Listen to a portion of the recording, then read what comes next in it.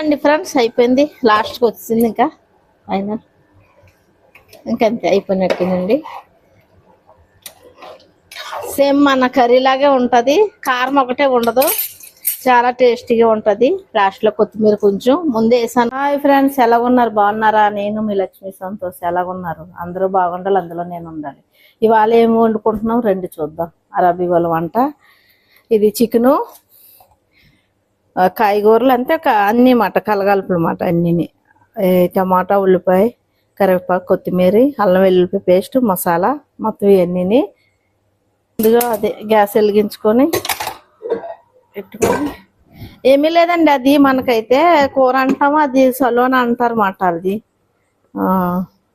సలోన అంటారు. ఫస్ట్గా నూనె వేయకుండా ఉల్లిపాయలు వేపుకుంటారు అన్నమాట. ఆలు పద్ధతిలోను మనం అయితే నూనె వేసుకుంటాం, వాటర్ వేసుకుని వేపుకోవాలి. అది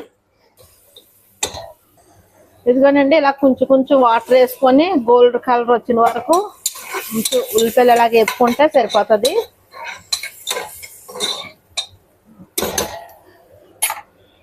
ఇప్పుడు ఆయిల్ వేస్తున్నాను, కొంచెం ఎక్కువ తినరు. పెట్టుకున్న అల్లం వెల్లుల్లిపాయ పేస్ట్,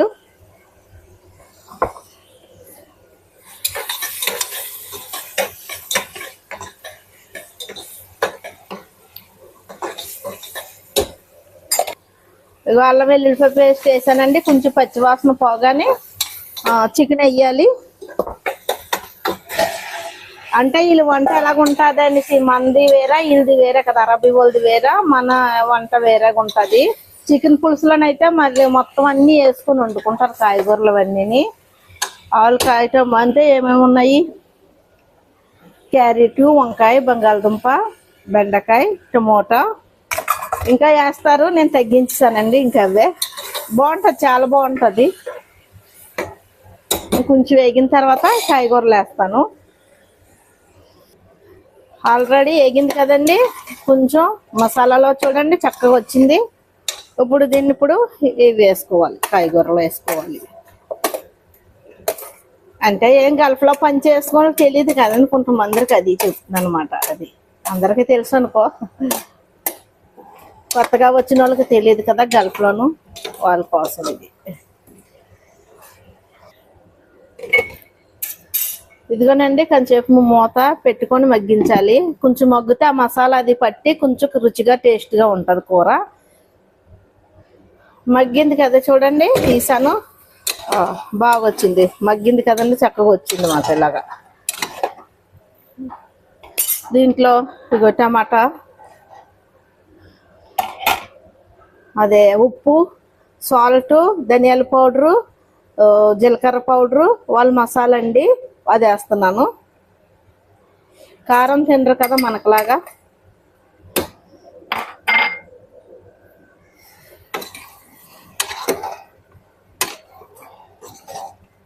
ఇందులోనూ లాస్ట్లోను అది ఎర్రగా రావడానికి మన సాస్ వేస్తారు, టమాటా సాస్ వేసుకుంటారు. ఇది బాగా ఉడికిన తర్వాత అప్పుడు వాటర్ వేస్తానండి. తర్వాత ఇది కూడా కోకోనట్ పౌడర్, అది అల్లిప్పు కోకోనట్ది, ఇది కూడా వేసుకుంటే చాలా బాగుంటుంది. ఉడికిందండి, ఇదిగో బాగా మసాలాలో మగ్గింది కదండి. ఇప్పుడు ఇందులో వాటర్ వేసుకోవాలి. ఇప్పుడు ఇవి ఎందుకు చెప్పనండి, ఇవి లాస్ట్లో వేస్తాను, ఎందుకంటే ఇవి బెండకాయ కదండి, మ్యాస్ అయిపోతుంది. అందుకనే కావాల్సిన సరిపోయినంత వాటర్, అంటే పులుసుగా తింటారన్నమాట. దీంట్లో పుల్లగా ఉండడానికి వెండి నిమ్మకాయలు వేస్తున్నానండి, 2. చూడండి ఇలా ఆల్రెడీ అవ్విందండి. టమాటా పేస్టు,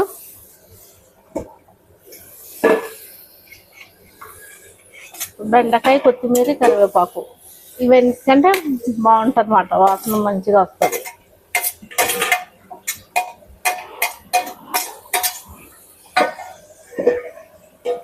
ఇంకా అంతేనండి. కోకోనట్ది చెప్పాను కదా పౌడరు, అది కోకోనట్ పాలు. అండి ఫ్రెండ్స్, అయిపోయింది. లాస్ట్కి వచ్చింది ఇంకా అయినా ఇంకంతే అయిపోయినట్టేనండి. సేమ్ మన కర్రీ లాగే ఉంటుంది, కారం ఒకటే ఉండదు, చాలా టేస్టీగా ఉంటుంది. లాస్ట్లో కొత్తిమీర కొంచెం ముందే వేసాను, స్మెల్కి వేస్తున్నాను. ప్లీజ్ నచ్చితే లైక్ చేయండి, సబ్స్క్రైబ్ చేయండి, కామెంట్ పెట్టండి.